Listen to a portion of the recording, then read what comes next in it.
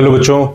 तो हम लोग देख रहे हैं आज IUQM टेस्ट सीरीज 2026 का वीकली टेस्ट 3 का डिस्कशन। और इसमें एक चीज़ मैं थोड़ा सा क्लियर करूंगा कि हम लोग जैसा एक्सपेक्ट करते हैं कि हमेशा इजी क्वेश्चंस आए, डूएबल क्वेश्चंस आए, तो ऐसा नहीं होता है कि हमेशा हमारी चॉइस के क्वेश्चंस रहेंगे। बहुत बार ऐसे क्वेश्चंस रहेंगे जो हमने टॉपिक्स देखे हैं, हमने कंटेंट उसका पढ़ा हुआ है, लेकिन उसका बहुत अलग तरीके से मिक्स करके उनके सवाल बना दिए जाते हैं।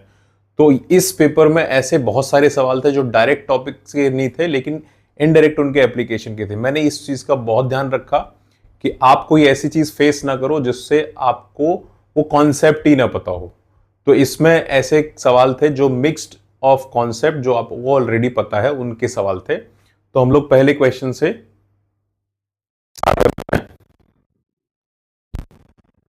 अपने पहले सवाल से स्टार्ट करते हैं।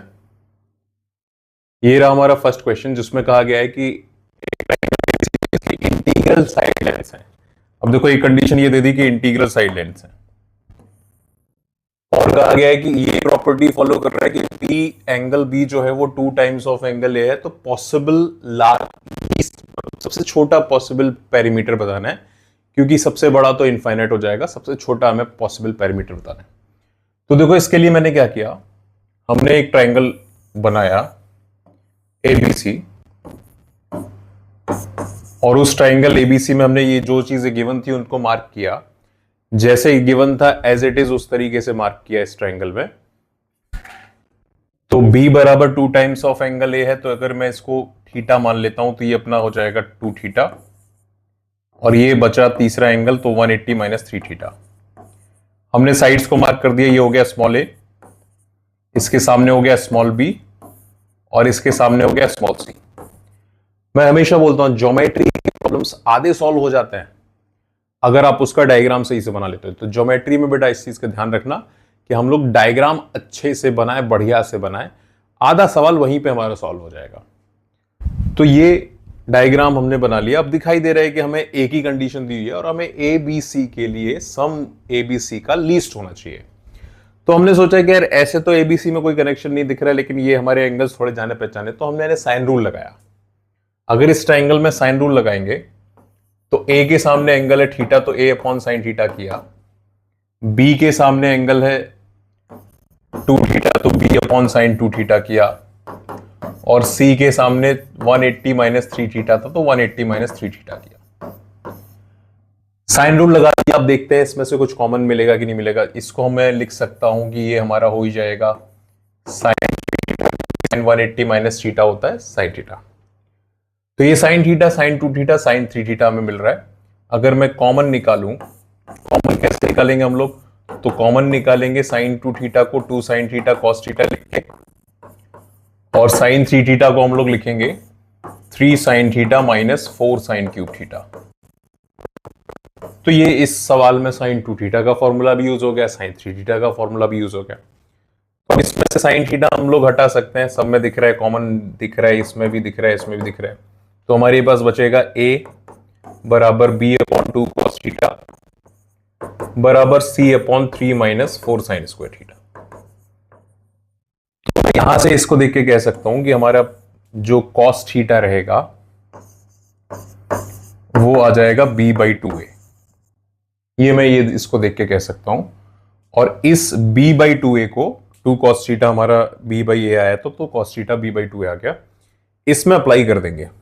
अगर मैं इन दोनों को उठाता हूं तो मुझे यहां से मिलेगा, इन दोनों को उठाने के बाद, इसको उठाने के बाद मुझे मिलेगा 3 माइनस 4 साइन स्क्वायर थीटा बराबर C/A। और बहुत ही आराम से सॉल्यूशन देखना, क्योंकि आपने अगर सिलेबस की बात कर दी तो सिलेबस तो इनफाइनाइट ही मान लो, इनफाइनाइट सिलेबस हमें पढ़ना होता है, लेकिन फिर भी उस इनफाइनाइट सिलेबस में से भी हम लोग ऐसे सवाल देख रहे हैं जो हम लोग कर सकें, जिनके आने के चांसेस बहुत होते हैं। जैसे ये सवाल हम लोग कर सकते हैं। तो इसमें दिख रहा है कि साइन स्क्वायर थीटा यहां है, हमारे पास कॉस थीटा पता है, सकते हैं 3 माइनस 4 साइन स्क्वायर थीटा को लिख दिया 1 माइनस कॉस स्क्वायर थीटा, इसको कर दिया C। यहां पे कॉस की जगह B/2A रखने वाले हैं, लेकिन इसको ओपन करने के बाद, इसको ओपन करोगे 3 माइनस 4 माइनस 1 दे देगा, प्लस 4 कॉस स्क्वायर थीटा दे देगा बराबर सी बाई ए। 1 को उधर पहुंचा देंगे तो आ जाएगा हमारे पास 4 कॉस स्क्वायर थीटा बराबर सी बाई ए प्लस 1।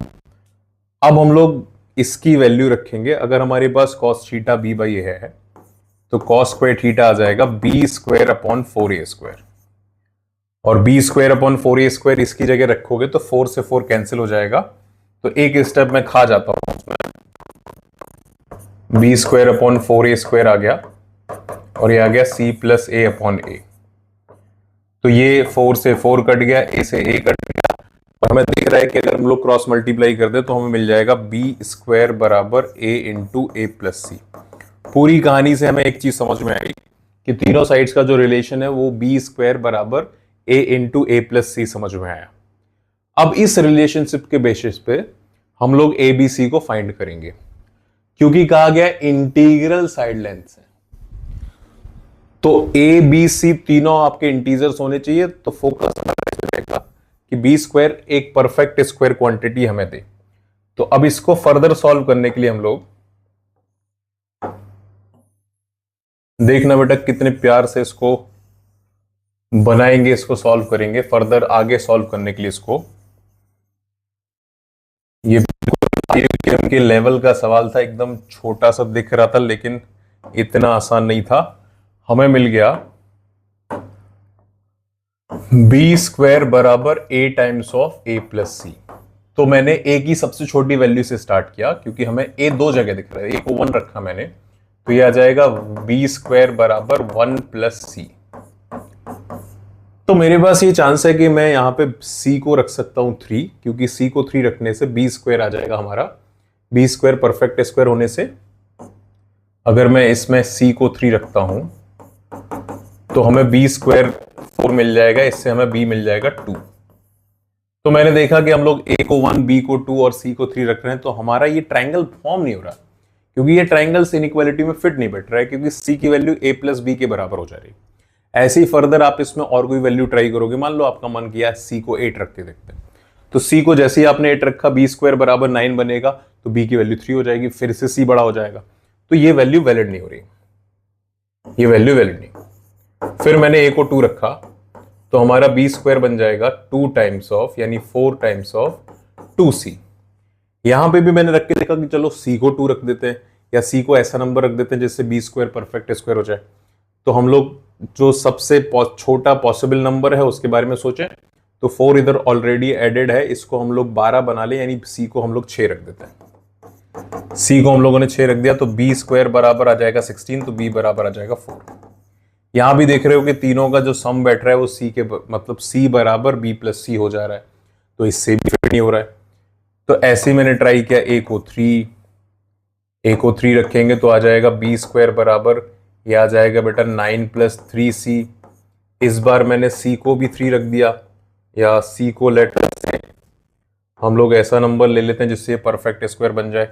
तो मैंने अगर इसको 9 लिया है तो c को मैं क्या लूँ जिससे परफेक्ट स्क्वायर हो जाए, तो 3 4 5 नहीं ले सकते, 6 नहीं ले सकते, 7 8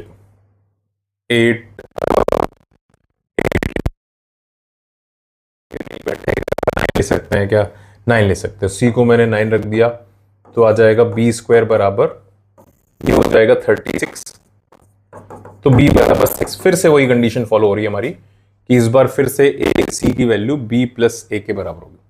फिर मैंने ट्राई किया a को 4, अगर मैं a को 4 रखता हूं तो ये आ जाएगा अपना 16 प्लस 4c। तो फिर मैंने सोचा कि अब परफेक्ट स्क्वायर बना के देखते, तो मैंने सबसे छोटा इंटीजर c की जगह 5 रख दिया। c की जगह 5 रख दोगे तो ये बन जाएगा पूरा 36, और ये फिर से 36 बन गया, हमारे पास b की वैल्यू आ गई 6। अब देखो इसमें a की जो वैल्यूज आ रही है बच्चों, उनका अगर हम लोग ट्रायंगल्स इनइक्वालिटी रख के सेटिस्फाई कराएं तो ट्रायंगल्स इनइक्वालिटी सेटिस्फाई हो रही है, और ये सबसे छोटा पैरामीटर देगा। 4 प्लस 5 प्लस 6 अगर हम लोग कर दें तो सबसे छोटा पैरामीटर यानी 15 देके हमें आंसर दे देगा। तो इसका लीस्ट पॉसिबल पैरामीटर हो जाएगा 15। ये हमारा पहला सवाल था, काफी इंटरेस्टिंग सवाल था, दिखने में बहुत ही छोटा सवाल था लेकिन है बहुत ही बढ़िया सवाल, ये बहुत ही बढ़िया सवाल था। इसके बाद नेक्स्ट देखते हैं नेक्स्ट क्वेश्चन देखते हैं। सेकंड क्वेश्चन, दूसरे सवाल पे आता है। तो दूसरा सवाल बहुत आसान था, इसको मैं इसी में कर सकता हूं, इसी में मार्क करके देख सकता हूं। जो चीजें थी वो इसमें ऑलरेडी गिवन है, मैं इसको डायरेक्ट सॉल्व करने की कोशिश करूंगा। तो मार्किंग इस तरीके से करते हैं कि इसको मैंने अगर थीटा मान लिया, ये एंगल, तो ये एंगल भी मेरा थीटा हो जाएगा। ये एंगल अपना हो जाएगा 180 माइनस 2 थीटा। तो इसका ये एंगल भी वर्टिकली अपोजिट से 180 माइनस 2 थीटा हो जाएगा। अब इस केस में ये एंगल और ये एंगल बराबर है, तो इसको भी मैं 180 माइनस 2 थीटा बोल सकता हूं। और एंगल सम प्रॉपर्टी से अगर मुझे ये एंगल निकालना पड़ गया, मैं क्या करूंगा कि इसका इन दोनों का सम प्लस ये करके 180 के बराबर रख दूंगा। तो 180 माइनस 2 थीटा, 180 माइनस 2 थीटा हो जाएगा 360 माइनस 4 थीटा। इसको अगर मैं x मान लेता हूं तो x प्लस 360 माइनस 4 थीटा को 180 के बराबर रख दूंगा। तो यहां से x की वैल्यू आ जाएगी 4 थीटा। तो ये एंगल अपना हो जाएगा 4 थीटा माइनस 180। इसको आप डायरेक्ट भी निकाल सकते हो।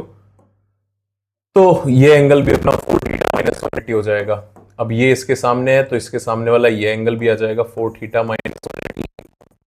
और फिर बचा ये एंगल, तो इन दोनों के एंगल सम में इसको जोड़ देंगे तो 180 सम इसका करेंगे। मान लेते हैं इसको x मान लेते हैं ये एंगल अपना। तो 4 थीटा माइनस 180 को 2 बार x के साथ जोड़ने पे सबका सम 180 के बराबर होना चाहिए। तो ये आ जाएगा 8 theta minus 360 plus x is equal to 180। हम लोग इसको रख सकते हैं x बराबर 540 माइनस 8 थीटा। अब अच्छी बात यह है कि जो एंगल x है यानी EFD, ये एंगल इसमें CAB के बराबर दिया हुआ है, यानी ये थीटा दिया हुआ है। तो हम लोग x की जगह थीटा रख सकते हैं डायरेक्ट।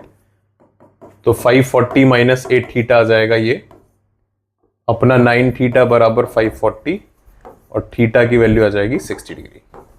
तो ये सवाल रिलेटिवली बहुत आसान था, सारी चीजें सवाल में ही मार्क करके हम लोग सॉल्व कर सकते हैं। अगले सवाल पे बढ़ते हैं। हाँ भाई, बहुत अच्छा सवाल है।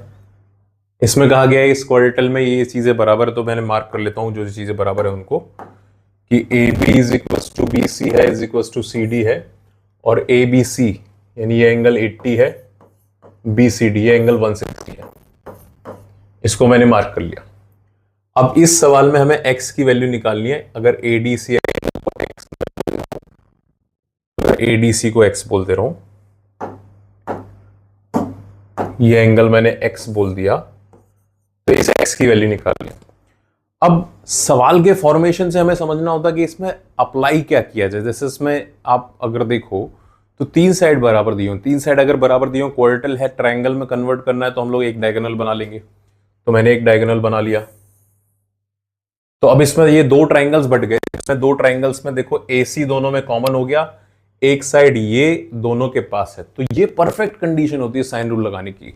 यानी 2 ट्रायंगल अगर आपके पास इस तरीके से बट रहे हैं या इस तरीके से किसी भी तरीके से फॉर्म हो रहे हैं जिसमें आपके पास 2 कॉमन जैसी साइड दिख जाए, तो वो परफेक्ट कंडीशन होती है साइन रूल को लगाने की। तो इसमें हम लोग साइन रूल लगा सकते हैं। कैसे लगाएंगे, मान लेते हैं ये साइड हमारी A है, इक्वल साइड्स को A मान लेते हैं और इस साइड को B मान लेते हैं। तो पहले इस ट्रायंगल में साइन रूल लगाते हैं। B के सामने वाला एंगल, अब देखो इसमें एंगल मार्किंग भी हो सकती है कि अगर ये 80 है तो ये दोनों एंगल आइसोसेलेस होने की वजह से इक्वल होंगे, यानी 50-50 हो जाएंगे। ये एंगल 50 अगर हो गया तो ये 160 में से घटाएंगे तो आ जाएगा 110, और इसको हम लोग मार्क करेंगे अगर एंगल सम प्रॉपर्टी लगा देंगे तो 70 माइनस x हो जाएगा। सारे एंगल्स को मार्क कर लिया, साइड्स हमें यूज कौन सी करनी है देख लिया। ऊपर वाले ट्रायंगल यानी ABC में अगर हम लोग साइन रूल लगाएं तो A के सामने 50 है, साइन 50 लिख दिया। B के सामने 80 है तो साइन 80 लिख दिया। तो ये हमारे पास A अपॉन B का रेशियो यहां से इस ट्रायंगल से साइन 50 अपॉन साइन 80 आ गया। दूसरे ट्रायंगल में अगर साइन रूल लगाएं यानी ACD में लगाएं, उन्हीं दोनों पर्टिकुलर साइड्स को उठाएंगे। बेटा ये ध्यान देना, साइन रूल लगाने में दूसरे ट्रायंगल में भी उन्हीं दोनों पर्टिकुलर साइड्स को उठाएंगे जो हमने यहां पे उठाई। यानी A के लिए हम लोगों ने ले लिया साइन 70 माइनस x, और B के लिए ले लिया हम लोगों ने साइन एक्स। तो यहां से आ गया a अपॉन बी का ratio sine 70 minus x upon sine x. अब दोनों में a अपॉन बी कॉमन दिख रहा है तो हम लोग a अपॉन बी को बराबर कर लेते हैं। यानी अब हमारे पास केवल ट्रिग्नोमेट्रिक सॉल्यूशन ट्रिग्नोमेट्री में सॉल्व करने के लिए रहेगा साइन 50 साइन 80 और हो जाएगा sine 70 minus x upon sine x. केवल हमें ये सॉल्व करने के लिए रह गया। अब इसको सॉल्व करने के लिए हम लोग क्रॉस मल्टीप्लाई कर लेते हैं। क्रॉस मल्टीप्लाई अगर इसको साइन एक्स साइन 50 और आ जाएगा साइन 80 साइन 70 माइनस एक्स। फिर 2 का दोनों तरफ मल्टीप्लाई कर दिया और ये बन जाएगा 2 साइन ए साइन बी 2 साइन ए साइन बी। 2 साइन ए साइन बी का हम लोग फॉर्मूला लगा देंगे तो आ जाएगा कॉस के अंदर छोटे में से बड़ा, यानी हम लोग 50 को बड़ा एंगल मान लेते हैं। 50 माइनस एक्स माइनस कॉस, इसको अगर जोड़ेंगे तो आ जाएगा 50 प्लस एक्स और सामने करेंगे तो आ जाएगा 2 कॉस। इसको 80 को बड़ा मान लेते हैं तो आ जाएगा हमारा 2 को हटा देते हैं तो ये हमारा आ जाएगा कॉस के अंदर छोटे में से बड़े को माइनस करेंगे तो 10 प्लस एक्स और minus cos 150 minus x 150 minus x. इसमें माइनस की चीजों को एक तरफ ले आए, प्लस की चीजों को एक तरफ रख लें। माइनस मतलब माइनस को अगर हम लोग एक इसको ले गए उधर और एक को इधर ले आए, मतलब मैं सीधा सा इसको सिंप्लीफाई करने के लिए इसको ऐसे लिख देता हूँ cos 50 minus x plus cos of 150 minus x और आ जाएगा कॉस 10 प्लस एक्स और प्लस कॉस 50 प्लस एक्स।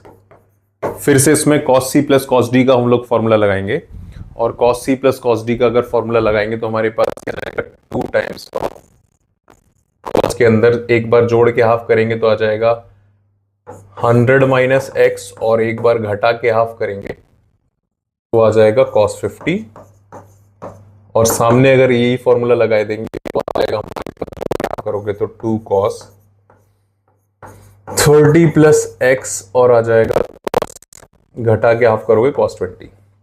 तो ऐसा हमें मिल रहा है। इस cos 50 को हम लिख सकते हैं sin 40 और sin 40 को हम लोग लिख सकते हैं फर्दर। उस sin 40 को मैं लिख सकता हूं 2 cos 20 और sin 20।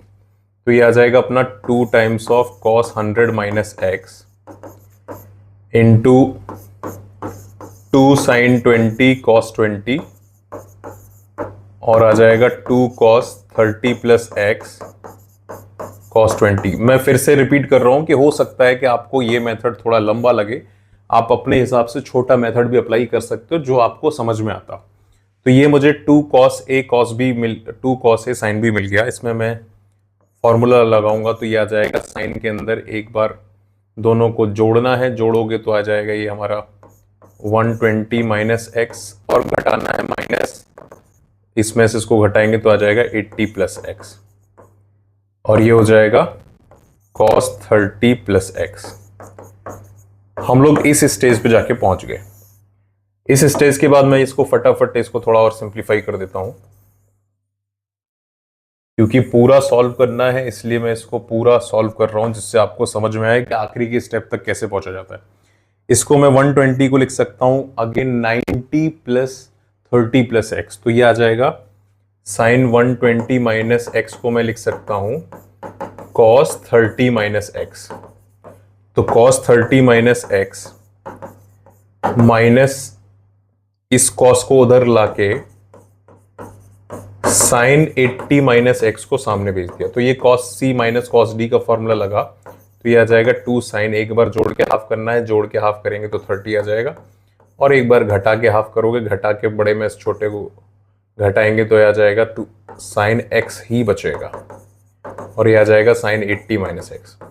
साइन 30 हाफ होता है 2 से कैंसिल हो जाएगा, साइन एक्स बराबर sine 80 minus x. Acute angle के लिए इन दोनों एंगल्स को बराबर कर सकते हैं तो 2x बराबर 80 तो x की वैल्यू 40 आ जाएगी। तो इस सवाल में जो कैलकुलेशन था वो साइन रूल का कैलकुलेशन था और कोई कैलकुलेशन नहीं था।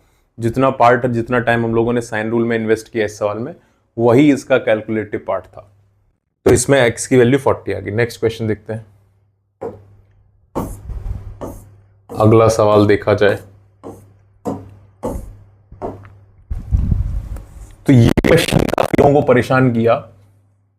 इस क्वेश्चन की बात करते हैं। ये सवाल काफी लोगों को परेशान किया और मैं बहुत ज्यादा एफर्ट ना लगा के डायग्राम में ही इस सवाल को सॉल्व करने की कोशिश करूंगा, तो आपको समझ में आएगा कि जितना हम लोग सोचते हैं कि सवाल टफ है, उतना टफ सवाल होता नहीं है। डायग्राम में मैं इसको सॉल्व करने की कोशिश करूंगा। जो भी सारी चीजें मेंशन दी हुई हैं कि ये बाइसेक्टर है, बाहर जाके मिल रहा है, और ये सब चीजें, सारी चीजें मेंशन की हुई है। मैं कुछ सिंपल सा एक सिंपल सा कॉन्सेप्ट बताता हूं कि देखो, जब दो एक्सटर्नल बाइसेक्टर, आप इस चीज का ध्यान रख सकते हो कि जब हमारे पास दो एक्सटर्नल बाइसेक्टर हो,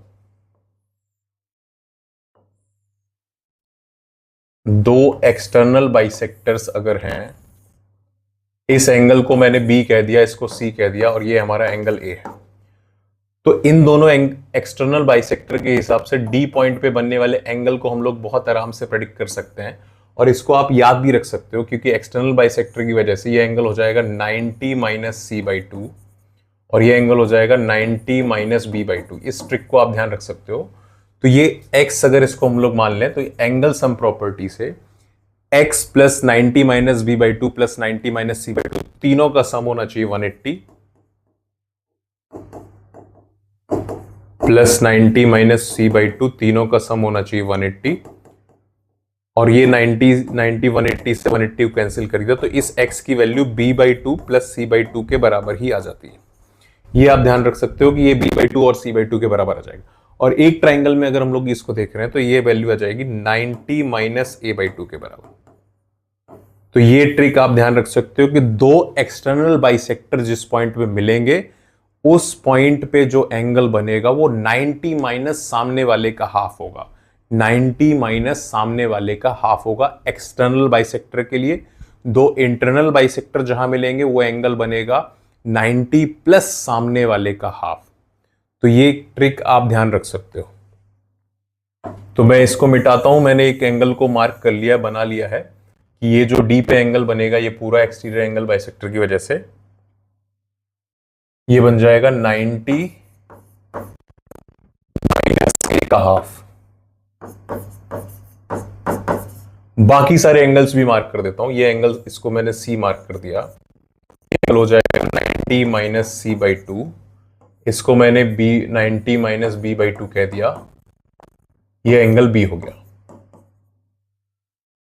अब इस सवाल में बात हो रही है एक्सटर्नल एंगल बाइसेक्टर्स की, लेकिन अगर मैं इसमें एक छोटा सा काम कर दूं, ये हमारे पास इन सर्कल दिया ही हुआ है फालतू में, तो इसका मैंने इन सेंटर बना दिया, और इन सेंटर अगर मैंने बना ही दिया तो उसको मैं वर्टाइसेस जोड़ देता हूं, सी से जोड़ दिया और बी से जोड़ दिया। फायदा हमारा क्या हुआ कि ये इंटरनल बाइसेक्टर हो गया, एक्सटर्नल बाइसेक्टर हो गया दोनों। ये भी एक ट्रिक आप ध्यान रख लेना कि किसी एक एंगल पे मिलने वाले एक्सटीरियर और इंटीरियर एंगल बाइसेक्टर एक दूसरे के परपेंडिकुलर होते हैं। तो ये इंटीरियर एंगल बाइसेक्टर हो गया, बाइसेक्टर हो गया, ये आपस में एक दूसरे के परपेंडिकुलर होगा, और ये भी आपस में एक दूसरे के परपेंडिकुलर होगा, तो यहां भी 90 डिग्री बन जाएगा। हमारी तो इस सवाल में लॉटरी लग गई। अब 90 डिग्री बनने से लॉटरी क्यों लग जाएगी? क्योंकि अगर हम लोग क्वाड्रिलेटरल की बात करें, क्वाड्रिलेटरल ICBD या ICDB, ये चारों पॉइंट्स कॉन्साइक्लिक हो जाएंगे, क्योंकि इसमें इस पेयर का सम 180 है, तो ऑटोमेटिकली इस पेयर का सम 180 हो जाएगा। ये हमारी लॉटरी लगी। अब इस कॉन्सेप्ट का यहां पे कैसे यूज करेंगे, देखो, तो मैंने ये दिया हुआ है टेंजेंट को मैं इस सेंटर से अगर देखूं तो ये 90 डिग्री बनाएगा, ये एंगल 90 डिग्री बनाएगा। तो फिर मैंने देखा कि यार इस ई पॉइंट EICD, इन पॉइंट्स को अगर हम लोग ले लें EICD, तो ये 90 है, तो ये सामने वाला एंगल भी 90 है, इसके हिसाब से ये भी साइक्लिक हो जाएगा। तो हम लोग कह सकते हैं कि EICD भी 4 पॉइंट्स एक ही सर्कल पे लाई कर गए। अब इससे हम लोग ये कंक्लूड कर सकते हैं कि हमारे टोटल 5 पॉइंट सेम सर्कल पे लाई है, सेम सर्कल पे लाई कर रहे हैं 5 पॉइंट्स टोटल। कौन से? ये ICD, तो इससे एक ट्राइंगल बन जाएगा, उस पे B और E लाई करेंगे, तो ये हमारे पास एक बहुत ही मजेदार कॉम्बिनेशन हो गया। ये 5 पॉइंट्स एक सर्कल पे लाई करके मैं इनको मार्क कर देता हूं बारी बारी से। हमारा ऑर्डर मैटर नहीं करता है, तो मैं इसको इस तरीके से मार्क कर देता हूं। इस तरीके का सिस्टम बन गया। और इसमें दिया हुआ है कि बीईसी, बीईसी मतलब ये एंगल 112 है। तो ये एंगल, ये वर्टेक्स और ये वर्टेक्स एक दूसरे के अपोजिट वर्टेक्स से, तो दोनों का सम 180 के बराबर होना चाहिए। एंगल में मार्क किया हुआ 90 माइनस a/2। तो ये सवाल इस चीज का सवाल था कि हम लोगों को इन दोनों का सम 180 के बराबर करना। इतना ऐसा दिखने वाला सवाल, एकदम डरावना सा सवाल, ऐसा जाके फिस्सी सा एकदम समझ लो कि पुस्सी बम निकल गया। तो a/2 हमारे पास आ जाएगा यहां से 22 और एंगल ए का वैल्यू आ जाएगा 44। ये सवाल हो गया। क्वेश्चन नंबर 4 इस तरीके का सवाल था, डायग्राम में ही सॉल्व हो गया। क्वेश्चन नंबर 5 देखते हैं। 5 डायग्राम में ही सॉल्व कर सकते थे। क्वेश्चन नंबर 5 भी हमारा डायग्राम में ही सॉल्व हो सकता है।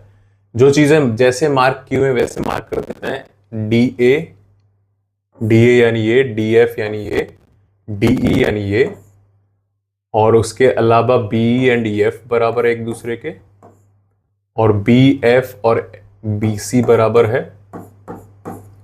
इसके बाद ए बी सी यानी ये पूरा angle A B C 2 times of A C B है। अगर मैं इसको x मान लेता हूं तो ये पूरा 2x है। हमें बी एक्स यूज कर लिया गया है, तो मैं इसको थीटा और 2 थीटा मान लेता हूं। इसको मैंने थीटा मान लिया और हमें बी एफ डी यानी ये एंगल x को फाइंड करना है। ये मैंने पूरे फिगर को मार्क कर दिया। इस तरीके से मैंने पूरे फिगर को मार्क कर दिया है। ये हम लोग 5वां सवाल देख रहे हैं अपना। तो जैसा इसमें मार्किंग की हुई है, हम लोग एक चीज हमें और चाहिए होगा, तो इस एंगल को मैंने अल्फा मार्क कर लिया। तो अगर ये अल्फा है तो ये एंगल अल्फा हो जाएगा, एक्सटीरियर एंगल से ये 2 अल्फा हो जाएगा। इसमें ये पूरा एंगल और ये पूरा एंगल एक दूसरे के बराबर होगा। अगर ये 2 अल्फा है तो बाकी दोनों का सम 180 माइनस 2 अल्फा होगा। तो इसको मैं क्लियरली बोल सकता हूं ये 90 माइनस अल्फा होगा, और ये छोटा हिस्सा ये भी 90 माइनस अल्फा हो जाएगा। अब इस ट्राइंगल में भी 2 साइड्स बराबर दी हुई है, यानी ये इसके सामने वाले एंगल को मैं बोल सकता हूं कि ये एंगल, इसके सामने वाला एंगल यानी ये एंगल, ये आपस में इक्वल है, और ये एंगल आपस में इक्वल। इन दोनों के लिए ये एक्सटीरियर एंगल का काम करेगा। तो मैं थोड़ी देर के लिए अगर इनको y मान लेता हूं तो 2y की वैल्यू 90 माइनस अल्फा के बराबर है, यानी y आ जाएगा 45 माइनस अल्फा बाई 2। अब देखो कितने आराम से हमारा x बन रहा है कि देखो पूरे ट्राइंगल की बात करें तो पूरे ट्राइंगल में एक एंगल है थीटा, दूसरा एंगल है 2 थीटा, तीसरा एंगल है अल्फा। इनका सम 180 हो रहा है। एक चीज ये हमें दिखाई दे रही है कि 3 थीटा प्लस अल्फा की वैल्यू 180 के बराबर हो रही है। अगर मैं इस एंगल की बात करूं तो ये एंगल आ गया अपना 45 माइनस अल्फा, और ये भी आ गया 45 माइनस अल्फा, और इस तरफ वाला एंगल है 90 माइनस अल्फा। तो दोनों को अगर ऐड करेंगे, दोनों को अगर जोड़ेंगे, तो हमारा ये पूरा x का वैल्यू आ जाएगा 90 minus alpha plus 45 minus alpha by 2, यानी 135 माइनस 3 अल्फा बाई 2। तो अगर हमें अल्फा मिल जाएगा तो हमारा पूरा काम हो जाएगा। अब उस अल्फा के लिए हम लोगों को थोड़ा सा देखना पड़ेगा कि अल्फा कैसे मिल पाएगा। जितने ट्राइंगल थे हम लोगों ने उसमें देखो, अगर बात किया जाए तो सारे एंगल्स हम लोग लगा चुके हैं। ये कंडीशन हमें मिल गई कि ये थीटा है, ये 2 थीटा है, तो ये आ जाएगा अल्फा। तो हमारे पास और क्या सिचुएशन बच रही है इसमें, B F is equal to B C. ये एक कंडीशन बच रही है, इसको नहीं लगाया अभी। तो ये एंगल अगर थीटा है तो इसको हम लोग थीटा बोल सकते हैं। इस कंडीशन को और हम लोग लगा देते हैं। एफ पॉइंट पे अगर हम लोग देखें तो एक एंगल थीटा है, और ये पूरा एंगल हम लोगों को पता है कि ये x प्लस अल्फा है। यहां से यहां तक x और ये अल्फा, इन सब का सम भी 180 के बराबर होगा।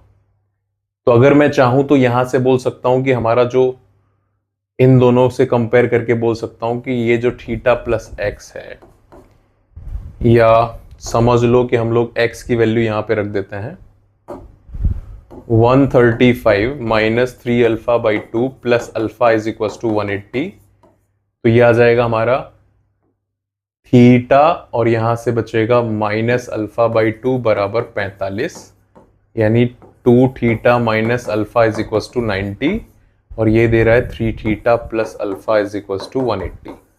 अल्फा चाहिए कि इससे हमें अगर जोड़ देंगे तो 5 थीटा बराबर आ जाएगा 270 डिग्री। तो थीटा को हम लोग बहुत आराम से बोल सकते हैं कि 270/5 करेंगे तो ये हमारे पास 54 डिग्री आ जाएगा। एक बार हमारे पास थीटा आ गया 54 डिग्री, तो हम लोग यहां से सेफली कह सकते हैं कि अल्फा की वैल्यू आ जाएगी 18 डिग्री, और अल्फा को अगर हम लोग इधर 18 रख देंगे तो 135 में से 27 माइनस करना होगा, तो ये आ जाएगा 108 डिग्री एक्स का वैल्यू।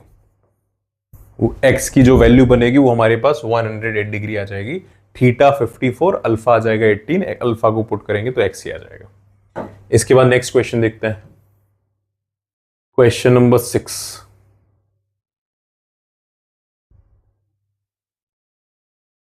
क्वेश्चन नंबर 6 बहुत ही बढ़िया सवाल था, बहुत ही बढ़िया सवाल था। मतलब इसमें आपको सोचने के लिए बहुत कॉन्सेप्ट इसमें लगेंगे, बहुत सोचना पड़ेगा कि कैसे अप्रोच किया जाए। तो हम लोग स्टार्ट करते हैं क्वेश्चन नंबर 6 को।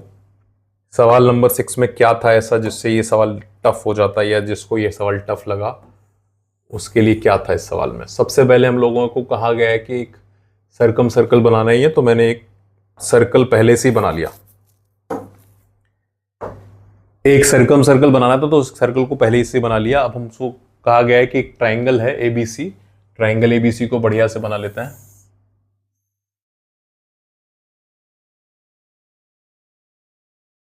तो ये हमारा ट्राइंगल एबीसी हो गया, और कह रहे हैं कि Q is a point on AC such that, ये दो कंडीशंस दी हुई है कि P इस पे एक पॉइंट ले लो और Q इस पे एक पॉइंट ले लो,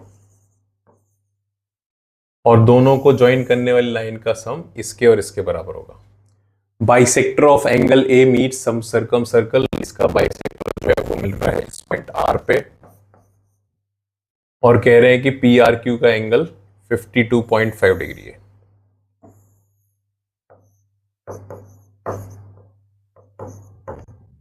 तो BAC यानी एंगल ए बताना है। इस सवाल को बहुत अच्छे से नोट करेंगे, क्योंकि ये सवाल एक ऐसा सवाल है कि अगर आप इसको समझ गए तो ये आपको बहुत सारे कॉन्सेप्ट एक साथ समझा देता है। कभी कभी एक सवाल आपको बहुत सारे कॉन्सेप्ट समझाने के लिए सफिशिएंट होता है बहुत सारे टाइम से। एक ही सवाल से आप बहुत सारी चीजें समझ सकते हो, उनमें से है एक सवाल। तो मैंने इसका यूज करना है जो हमें दिया हुआ है। हमें क्या दिया हुआ है कि इस लाइन को और इस लाइन को जोड़ के ये पूरी लाइन बनी हुई है। फायदा क्या है कि अगर हम लोग इस लाइन पे एक डेलिबरेटली जानबूझ के एक पॉइंट ले लें जिससे ये लेंथ और ये लेंथ बराबर हो, तो ऑटोमेटिकली ये एक्स क्यू और ये बराबर हो जाएगी। इसको मैंने एक्स पॉइंट लिया, तो मैंने एक पॉइंट ले लिया। अब इसका फायदा क्या हो रहा है, देखो फायदा इसका तभी होगा जब हम लोग एक ट्राइंगल बना लें, एक आइसोसेलेस ट्राइंगल बन जाएगा और एक आइसोसेलेस ट्राइंगल यहां बन जाएगा। ये हमारा फायदा हो जाएगा। इसका फायदा कैसे उठाया जाएगा, तो उसके लिए हम लोग थोड़ा सा जुगाड़ लगाते हैं। जैसे इसमें हमें नहीं पता है कि पी और क्यू एंगल क्या है, हमें नहीं पता, नो आइडिया। तो मैंने मान लिया कि चलो ये एंगल अगर अल्फा है, इसको भी अल्फा मान लेते हैं। ये एंगल अगर बीटा है तो इसको मैं बीटा मान लेता हूं। ये पहले मैंने अपने हिसाब से मान लिया। और एक चीज बस इसमें एक चीज हमें दिख रही है कि A point, B point, C point और आर पॉइंट कौन साइक्लिक है।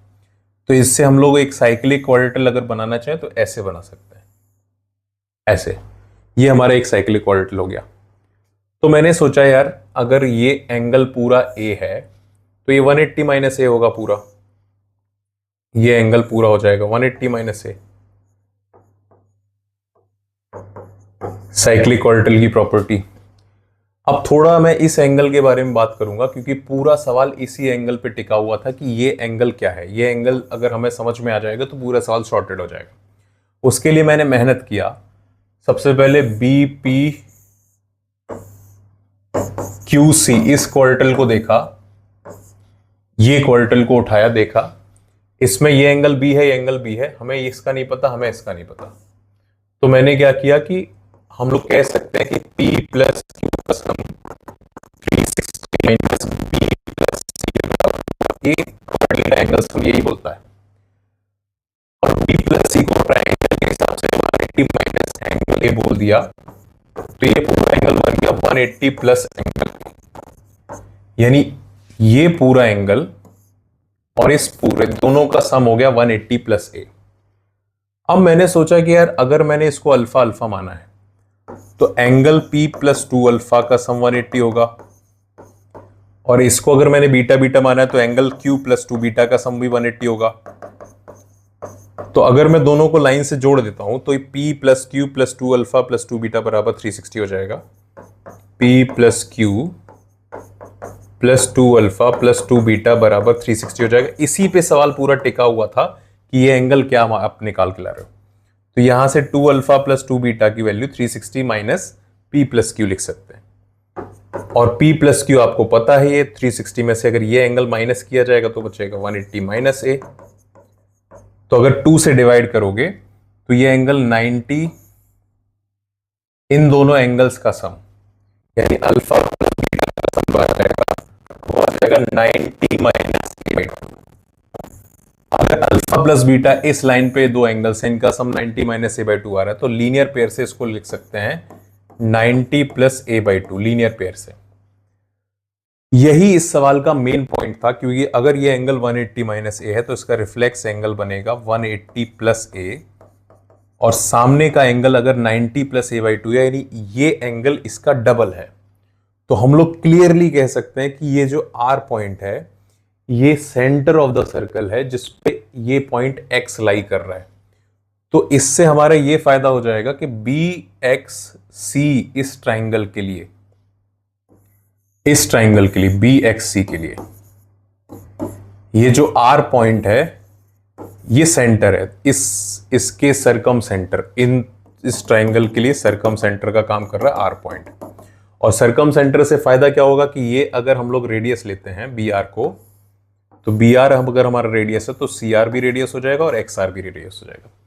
ये इस पूरे सवाल का मेन पॉइंट था जहां पे ये सवाल सॉल्व हो रहा था कि आर बी एक्स सी इस ट्राइंगल का सरकम सेंटर निकल गया, उससे हमारी ये डिस्टेंस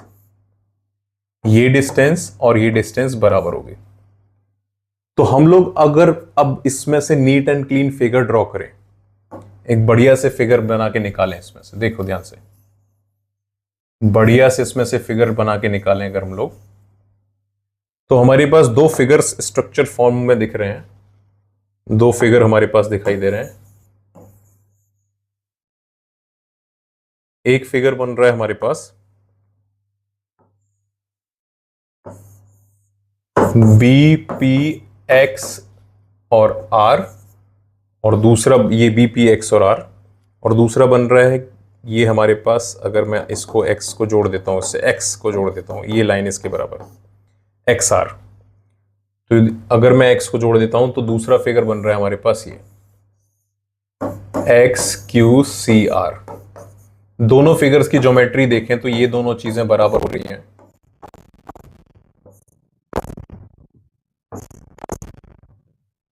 दोनों फिगर्स की ज्योमेट्री अगर हम लोग देखें तो जो चीजें बराबर हो रही हैं उनको मैं मार्क कर देता हूं।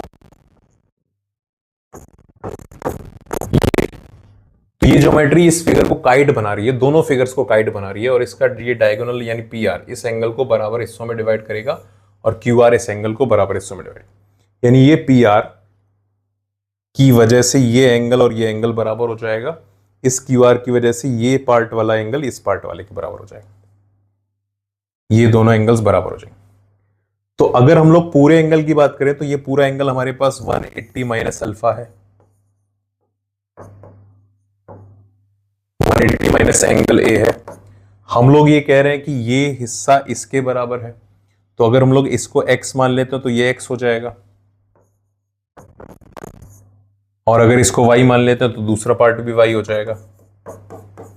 तो ये जो सेंट्रल पार्ट है ये हमारे पास, अगर मैंने इसको x और इसको x माना है, इसको y और इसको y माना है, तो ये central part x plus y आ जाएगा।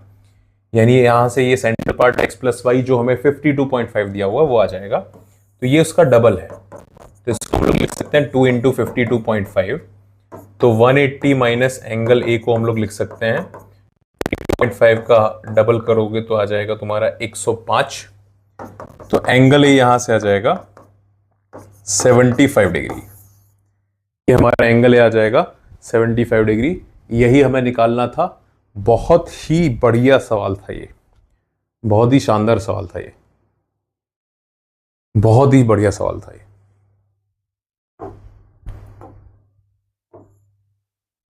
नेक्स्ट क्वेश्चन देखते हैं हम लोग, 7th क्वेश्चन। तो इस सवाल में कुछ ज्यादा है नहीं, मार्क करने से ये सवाल हो जाएगा अपना सॉल्व। इसमें दिया हुआ है कि A B is equal to A C है, यानी ये पार्ट इसके बराबर है। B D is equal to, B D की वैल्यू बी एफ के बराबर है, ये पार्ट इसके बराबर है। और हमसे कहा गया है कि ई ए बी ई एफ के बराबर है, ई ए बी ई एफ के बराबर है, यानी ये साइड इस साइड के बराबर है। काफी सारी चीजें इसमें गिवन है, जैसे अगर हम लोग ए बी ए सी यानी एंगल ए निकालना है, अगर हम लोग इस एंगल को थीटा मान लें तो इस ट्राइंगल के थ्रू ये एंगल हमारे पास थीटा हो जाएगा, और इस ट्राइंगल के थ्रू ये एंगल हमारे पास थीटा हो जाएगा। जो मार्किंग दिया हुआ है इस ट्राइंगल के थ्रू ये एंगल थीटा हो जाएगा। अगर ये थीटा थीटा है, इस ट्राइंगल के थ्रू ये एंगल थीटा है, तो ये थीटा हो जाएगा। और ये दोनों एंगल्स अगर इक्वल हैं तो मैं बोल सकता हूं कि सेफली ये एंगल 90 माइनस थीटा बाई 2 हो जाएगा एंगल सम प्रॉपर्टी से, और ये भी हो जाएगा 90 माइनस थीटा बाई 2। उसके हिसाब से हम लोग देखें तो ये एंगल भी 90 माइनस थीटा बाई 2 हो जाएगा, वे वर्टिकली अपोजिट एंगल से, और एक्सटीरियर एंगल से ये एंगल 2 थीटा हो जाएगा। तो इस ट्राइंगल में एंगल सम लगा के ये तुरंत हो जाएगा theta plus 2 theta plus 90 minus theta by 2 is equal to 180 degree. तो ये हमारे पास आ रहा है 5 थीटा बाई 2 बराबर 90 डिग्री, तो थीटा आ जाएगा 36 डिग्री। मैंने डायरेक्ट कर दिया है, क्रॉस मल्टीप्लाई करके थीटा की वैल्यू 36 डिग्री इसमें आ जाएगी। तो इस सवाल में ज्यादा कुछ नहीं था। नेक्स्ट क्वेश्चन देखते हैं, 8th क्वेश्चन।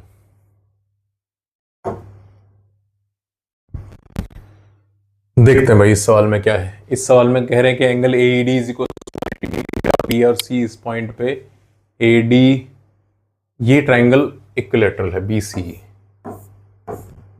और ए बी अगर 4 है, सी डी अगर 16 है, इसको मैंने x मान लिया, ये x हो जाएगा, ये भी x हो जाएगा। ये 60 है, सारे एंगल्स को मार्क कर देता हूँ, ये 60 है, ये 60 है, तो ये 120 हो जाएगा अपने आप, ये भी अपने आप 120 हो जाएगा।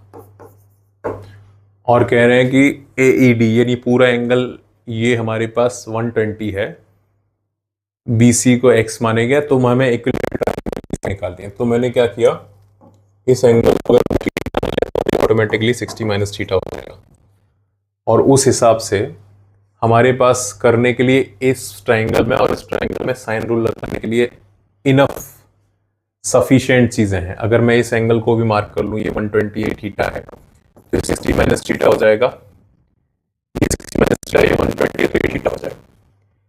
अगर आप साइन रूल नहीं भी लगाना चाहते हैं तो मैं ज्योमेट्री निकाल के दिखा देता हूं दोनों ट्राइंगल्स की, यानी ए बी ई की और बी सी डी की।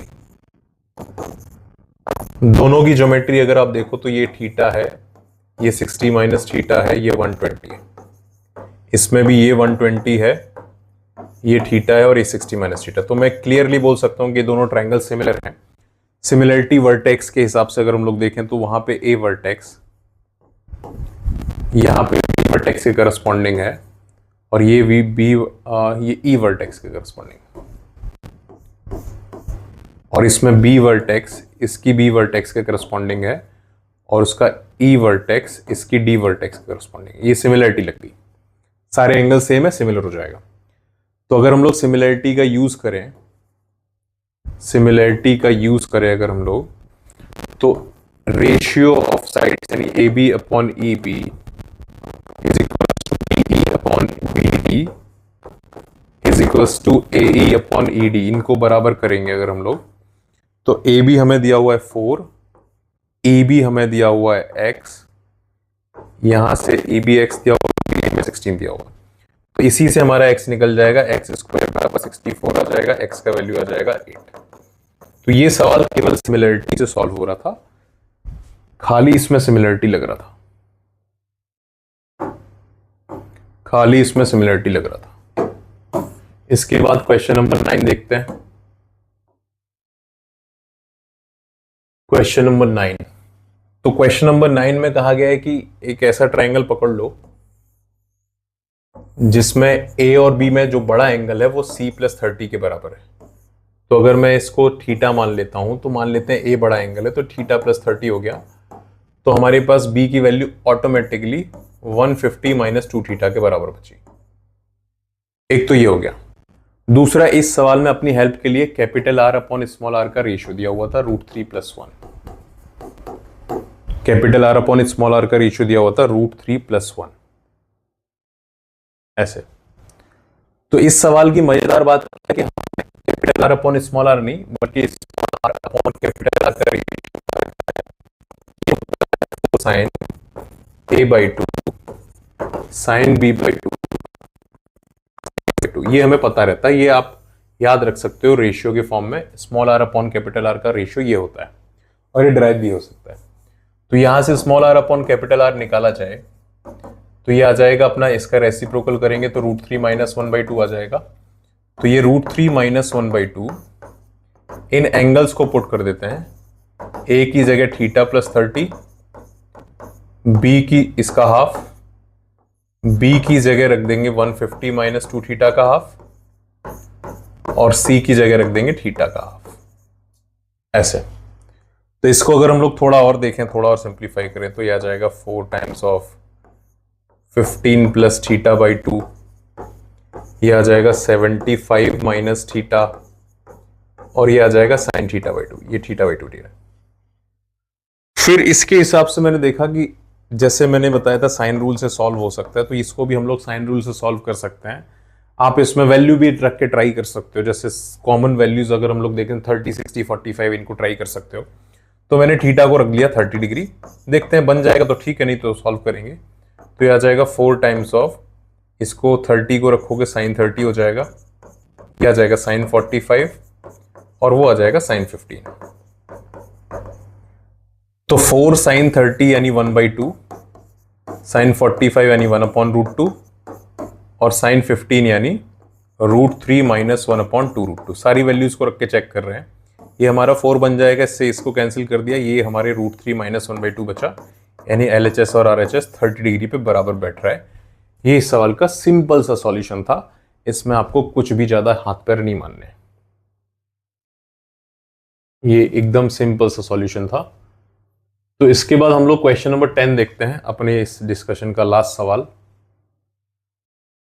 अपने इस डिस्कशन का लास्ट सवाल ABCD स्क्वायर है, पॉइंट सबको मार्क कर लेते हैं, पहले बना लेते हैं स्क्वायर। एक स्क्वायर दिया हुआ है ABCD,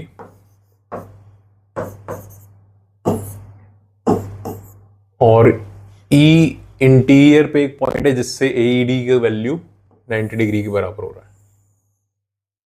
यानी ये 90 डिग्री बन रहा है। और कह रहे हैं EBC अलग लाइन है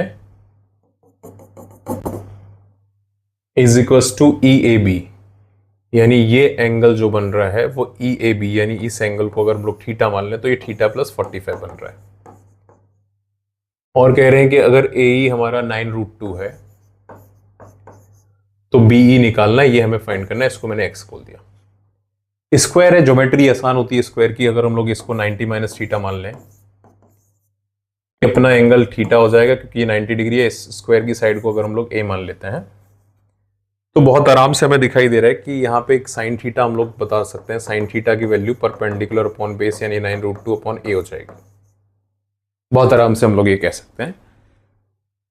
और फिर मैंने सोचा कि अगर मैं इसको कनेक्ट कर देता हूं, या मान लो इसी में x निकालना है, तो मेरे पास थीटा तो है ही, ये θ+45 है, इसको मैं बोल देता हूं कि ये पूरा 90 है, तो ये आ जाएगा 45 - θ।